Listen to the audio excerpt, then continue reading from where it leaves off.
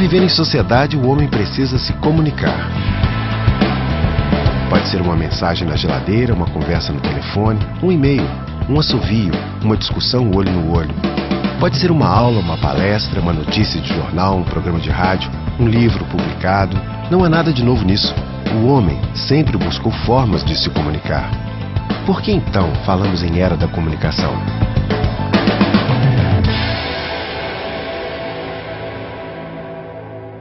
Primeiro porque a internet aproxima as pessoas de tal forma que eu posso comunicar sincronicamente com alguém do outro lado do mundo, coisas que demoravam meses para as pessoas interagir. Depois porque cada pessoa hoje é repórter de seu próprio mundo, não é?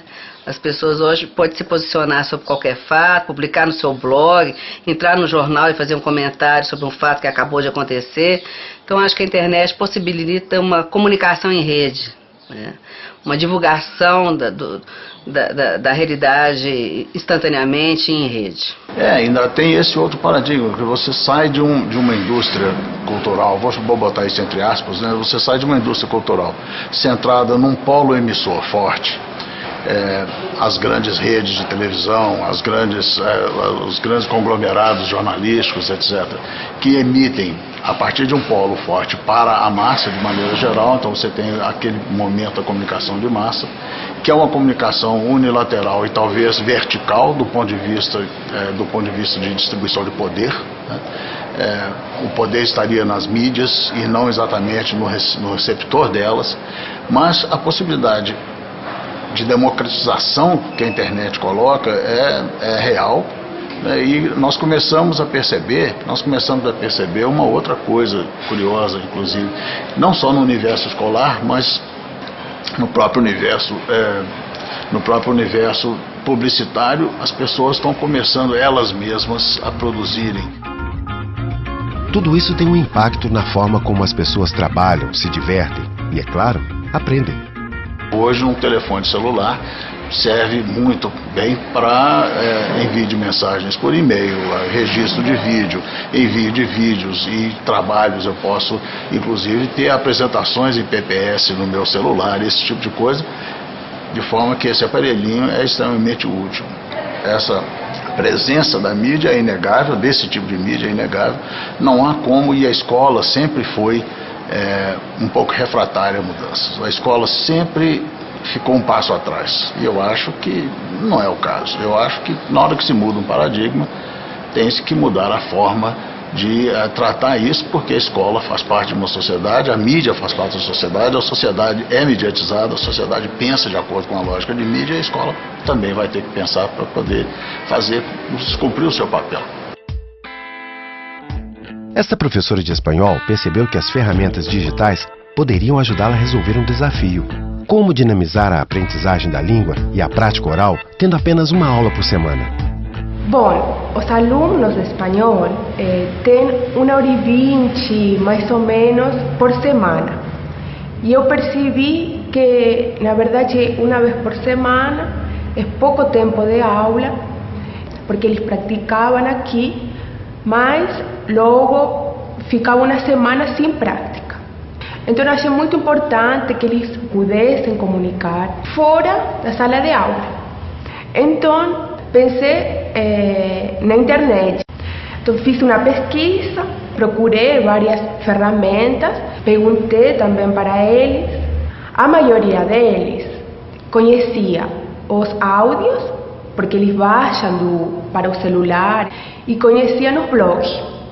Então, aqui no Cefet tem um grupo de pesquisa que estava com um projeto de os podcasts na sala de aula. Podcast nada mais é do que um arquivo de áudio. Muitas rádios e TVs disponibilizam podcasts na internet. Muitos cursos à distância também usam esse recurso.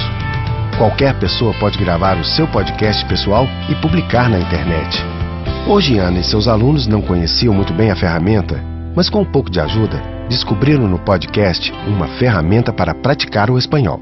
Temos um currículo de aula com conteúdos que temos que seguir, como em qualquer disciplina.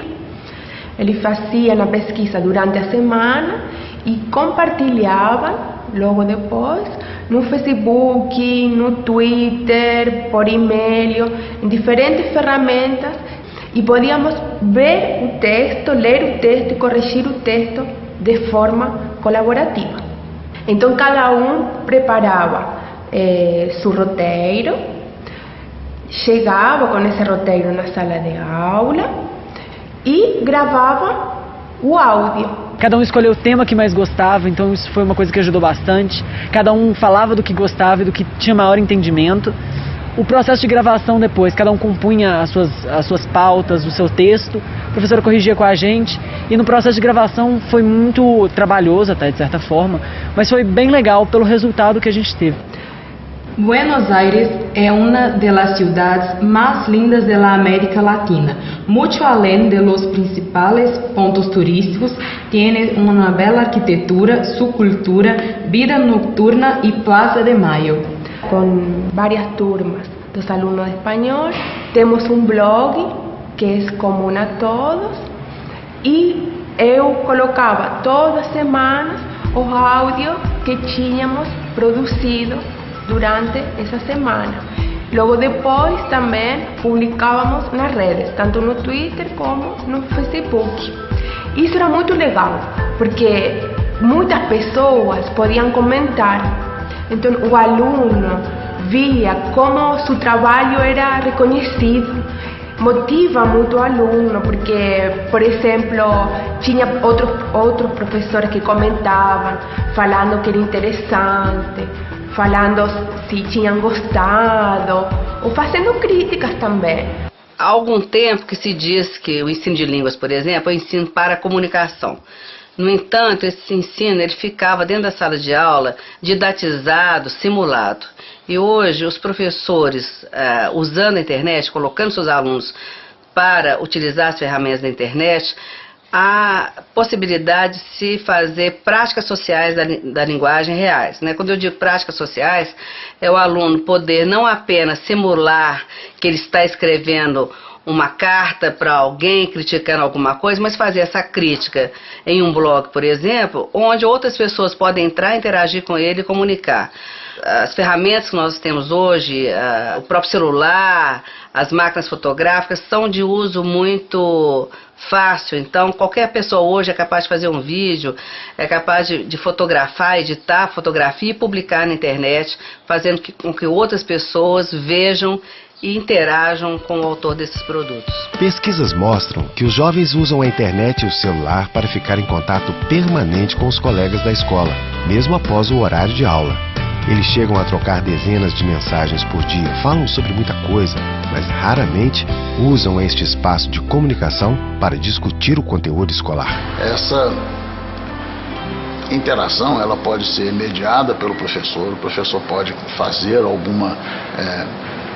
criar algo assim, um portal, um pequeno portal, e a partir daí os alunos se envolvem a qualquer momento. Inclusive, o processo de aprendizagem, ele começa a extrapolar o muro da escola. E isso é que é, talvez, a coisa mais interessante, né? Um dos problemas da educação brasileira, a gente sabe muito bem disso, é a limitação temporal e espacial da presença do menino dentro da sala de aula. Ele fica ali de 7 às 11h30, de 7 ao meio-dia, e ponto final, depois vai para casa, vai jogar bola, etc. Agora, se ele fica tanto tempo assim na internet, por que não usar isso?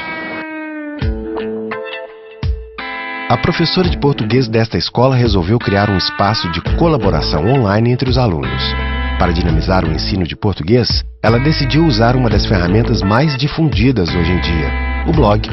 O interessante foi porque quando a gente tinha uma atividade normal em sala, eles não despertavam muito interesse nas respostas dos outros. Às vezes um aluno respondia e os outros estavam aquém. E no blog não. Eles liam as respostas de todos os outros. E às vezes comentavam, fulano, você respondeu isso não estava certo, isso era assim. Então ficou um diálogo muito interessante. E ficou um pouco da extensão do que era na sala. Eles conseguiram mesclar o que a gente aprende em sala com o que eles foram aprendendo até sozinhos mesmo, porque um pouco na internet, às vezes, a pessoa aprende a aprender, né? Mais do que estar com o professor como suporte, eles mesmos tentam solucionar os problemas, porque ali, quando eles estão postando, eles estão lendo e fazendo, eles não vão ter o suporte do professor. né? Então eles, por tentativa, acerto, pesquisa, às vezes eles tiveram que ir em outros sites para pesquisar, para responder, consultaram o livro didático, e o rendimento deles, como eu disse, para mim foi algo surpreendente. Aprendi muito, creio que teve um retorno muito grande para mim, até mesmo facilitando o meu trabalho, porque o que eu queria despertar no aluno, o que eu queria que ele tivesse, era essa curiosidade natural de aprender. E que às vezes o fato de estar o tempo todo com o professor, eles às vezes podam um pouco, né? Então o que eu esperava deles é isso, ter essa autonomia de procurar respostas e de discutir essas respostas comigo. Bom, eu acho que uma coisa importante é o aluno saber que ele está produzindo alguma coisa para ser publicado em um ambiente onde ele pode captar vários leitores, né? Então isso é altamente motivador. A outra coisa relevante é o fato dele poder ler os trabalhos dos outros colegas. Se ele está trabalhando com determinado gênero, quanto mais exemplares desse gênero ele puder ler ou puder ouvir, mais ele vai aprimorar quando ele for produzir outros gêneros como aquele. E ele também deixa de ser apenas quem recebe feedback, ele agora pode dar feedback. Eu acho que a internet, ela traz essa questão importante, que é a questão da colaboração. Eu aprendo, mas eu também ensino e compartilho, ajudo o outro e sou ajudado pelo outro. As experiências destes professores mostram o potencial das ferramentas digitais. Todos tinham objetivos claros e, mesmo com um pouco de conhecimento técnico, foram buscar na tecnologia novas maneiras de trabalhar o conteúdo e desenvolver habilidades como autonomia, senso crítico e capacidade de expressão.